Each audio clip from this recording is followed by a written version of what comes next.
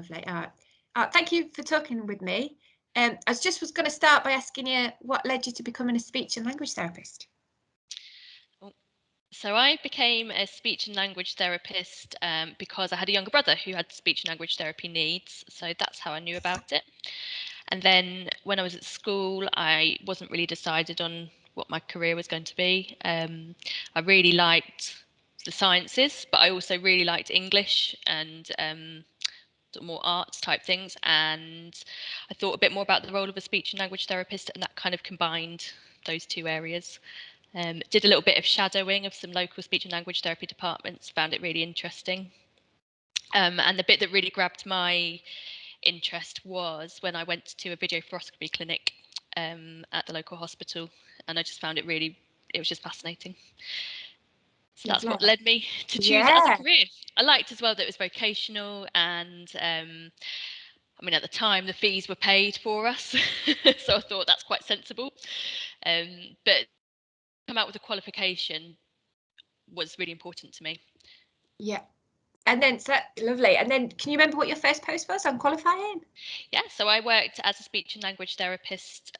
My first post was kind of across a general hospital in Essex. So a lot of dysphagia work, a little bit of communication more through the acute stroke patients that used to come through, but it was largely dysphagia. And did you at that point know what direction you wanted to go with your career, or were you open to options? I thought I was an acute dysphagia therapist through and through, and I thought I'd really like to specialise in doing video fluoroscopy and working on intensive care units. Learn about how to deal with tracheostomies and all that sort of thing.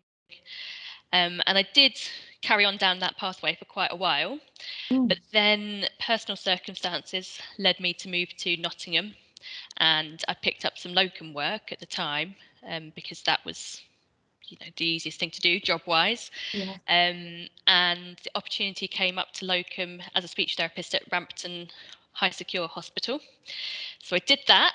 I thought, give it a try. It's a locum job. I can stop if I don't like it, and I absolutely loved it. And for me, provided it provided a lot of career opportunities. So I worked across the personality disorder and mental health directorates, and I also picked up a lot of the dysphagia work up here at Rampton. And I did a project which was scoping the dysphagia needs for patients across all of our forensic hospitals in Nottinghamshire, so Rampton, Wathwood, Arnold Lodge and Wells Road.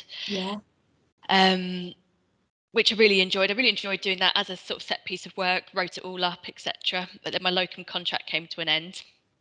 So I went off, did a bit of work elsewhere, went abroad, worked in New Zealand for a year. And then the trust, when I came back to England, the trust had created dysphagia specialist post for forensic services. So I picked that up, came back to work back into the NHS, not locuming anymore. And then the job came up for the speech and language therapy manager at Rampton, and I applied for that, and that's what I do now. And then that's really interesting journey. It's a bit like, how you can not necessarily have a set plan in mind, but kind of, and those specialist roles as well are always really interesting about feeling. That's it. And I was really worried at the time when I was locuming here. I did think about, work here permanently, and I was really worried about kind of pigeonholing myself. So I thought, if I go and work in forensic mental health, I'll be a forensic mental health therapist, and I won't be able to do anything else. And I do still really like more of the adult acquired stuff, and I don't want to give that up. But I think, especially going away and kind of reflecting on it, it made me realise that you don't get pigeonholed. Actually, working here gives you a really wide range of opportunities. The type of patients that we have are really, really broad, and actually you have to bring a lot of generalist knowledge into your work in this kind of setting. because we could have patients with any kind of needs. We could have, patients with stammers, patients with voice problems, patients with dysphagia. We get patients with developmental communication difficulties. Like it that you're always having to rummage in your toolbox to find what you do with a particular patient. Yeah. And then, so the manager role, what does that look like, or what kind of things do you have to do in that role? To be fair, manager's the wrong word. I'm actually the speech and language therapy professional lead. Yeah. So the job role's Yeah. changed a little bit within the last year. So essentially, I oversee. We have speech therapists working across Rampton Hospital, and we also have a dysphagia speech therapy service running into the other forensic hospitals. So I have to oversee that. Yeah. Make sure that we're meeting our professional standards. Make sure I can have an oversight of projects that are running, support the therapists that are working on those projects.